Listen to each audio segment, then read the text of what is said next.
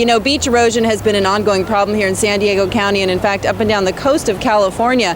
But after 6 years of pushing and lobbying and a lot of hard work from a lot of folks, today they will begin dredging sand off the ocean floor, pumping it onto our area beaches. You know, people have been lining up here for the last hour that we've been here, coming and going, a steady stream of people all trying to get their hands on one of these. Yes, I have mine. 88 million on the line right now. Who's going to be California's next millionaire? Only time will tell. 2 hours left and that's it. Just getting over. Have you ever seen a sign that said coat and skateboard check? I don't think so. Well, that you'll see one here, and that kind of defines this. We're at the Action Sport Expo, and this is where the trends start. It's called the Quieter Home Program. Essentially, it's an agreement between the residents here of Loma Portal and the Port District, which runs Lindbergh Field. And under that agreement, the Port District will pay for these homes to be soundproof. Now, these are not just ordinary homes. In fact, the audition now is over about an hour ago, but there's still tons of people here enjoying the country western music.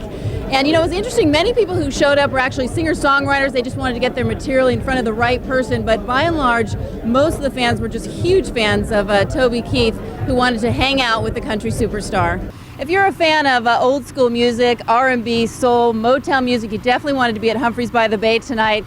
The fans were treated to the sounds, as you just said, Temptations and the Four Tops. They were absolutely not disappointed. A whole team of trucks just showed up and they're all working at a fever pitch, if you will, to get things moving, get the power back on, and begin the sort of rebuilding effort, if you will. As I've been telling you earlier, you know, we're sort of going through the rubble of house after house after house of devastation, and you can still see some hot spots burning here in this particular house that I am standing in, which is again why residents are not being allowed back in the area yet, because, you know, God forbid they put their hands in something hot and then injure themselves as well. You know, this, as I go through the rubble, I found this homemade cup. You know, a lot of people do that, give gifts as homemade cups. Doesn't mean much to me, but sure may mean a lot to some of the residents who live here. The only bit of color in all of this blacked out devastation. After living through one of the worst school shootings since Columbine, the students here at Santana High School are returning back to class this morning. They're scheduled to be in class at 9:25. That is the same time that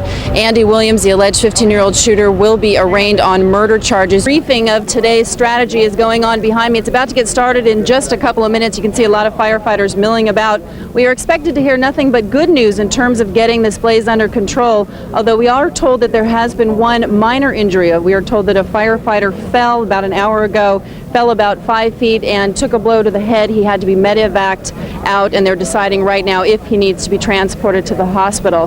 Meanwhile, in the last 48 hours, they have worked around the clock to get this blaze contained. We are told that it is now 35% contained, with full containment expected sometime tomorrow afternoon. As the cargo plane is actually getting ready as we speak for liftoff, they're carrying close to $900,000 worth of medical supplies and medicines, obviously to the victims of the El Salvador massive earthquake, 7.6 magnitude. You can see behind me here the cargo plane.